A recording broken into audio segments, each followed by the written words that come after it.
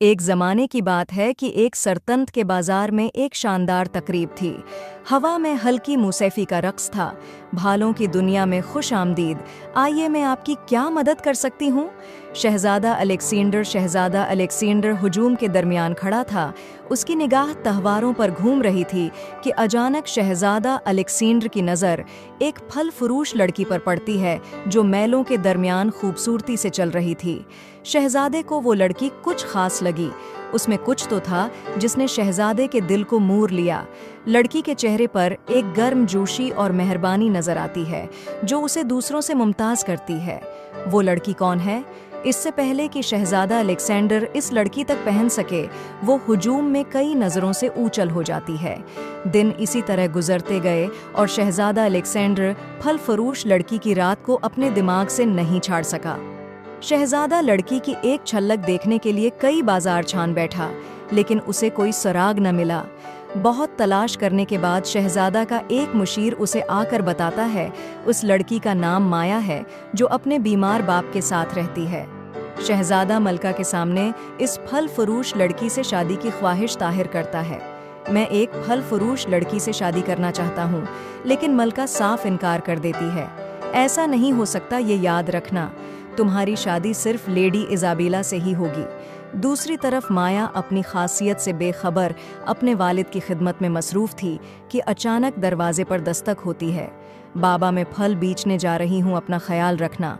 जब माया दरवाज़ा खोलती है तो आगे सिपाही उसे पिकरने के लिए खड़े थे। उनके साथ लेडी इज़ाबेला भी थी जो शहज़ादा अलेक्जेंडर के लिए शादी के लिए मलका के मंतखब उम्मीदवार थी। तुम लोग यहाँ क्यों आए हो? हम तुम्हें लेने आए हैं। तुमने सोचा भी कैसे महल की मलका बनने का? मलका सिर्फ और सिर्फ मैं बनूंगी। अब शहज़ादा अलेक्जेंडर माया के गांव पहुंचता है। जब वो उसके स्टाल पर पहुंचा, लेकिन उसे माया कहीं न दिखी। वो उसके घर का पता पूछकर उसके घर की तरफ बढ़ा। जब शहज़ादा अलेक्जेंडर माया के घर पहुंचा तो उसने उसके वालिद को बहुत परेशान पाया। वो बहुत बीमार लग रहे थे। मैं आपकी बेटी को ज़रूर ढूंढ कर लाऊंगा। शहज़ादा मलका के पास पहुंचा और कहा, माँ, क्या माया को आपने कैद करवाया है? माँ, बिल्कुल, मैं उसको मलका नहीं बनने दूंगी। माया की गैर मौजूदगी में उसके बीमार वालिद का जिम्मा शहज़ादा अलेक्जेंडर लेता है और उसकी देखभाल में मसरूफ़ हो जाता है। दूसरी तरफ माया एक कैद खाने में बंद थी। उसे बाहर निकलने का कोई रास्ता दिखाई नहीं दे रहा था। शहज़ादा अलेक्जेंडर भी उसे पाबिलों की तरह ढूंढ रहा था। मुझे यहाँ क्यों लाए हो? मुझे छोड़ दो। मेरे बाबा बहुत बीमार हैं। तुम एक मामूली फल बेचने वाली लड़की हो। अब यही तुम्हारा नसीब है। मैं फल बेचने वाली हो सकती हूँ, लेकिन खुददार हूँ। मैं किसी को अपनी तौहीन नहीं करने दूंगी। फिर इस कैद खाने में सड़ती रहो। वक्त इसी तरह गुजरता गया। शहज़ादा हर रोज़ कैद खाने के बाहर आकर खड़ा रहता, बल्कि के साथ हुक्म की वजह से उसे अंदर जाने से रोक दिया जाता। इस सल्तनत में आड़ू के सरसबस्त बागात थे। बेशतर लोगों का गुजर बुसर उसी से होता था। कुछ यूं हुआ कि बागात सिखने लगे और रियासत में तहत साली का खौफ बढ़ने लगा। लोग बहुत परेशान रहने लगे। उन्होंने मलका को तमाम परेशानी से आगाह किया। मलका को अपनी सल्तनत डूबती हुई नजर आने लगी। गांव के लोग अक्सर माया के पास आया करते थे। माया को फलों से बहुत लगाव था। वो अक्सर फलों के पौधों के लिए मुख्तलिफ अद्वियात तैयार करती। गांव के कुछ लोग माया के बाप के पास गए और कहा, हमें माया की बनाई हुई दवा की सख्त ज़रूरत है।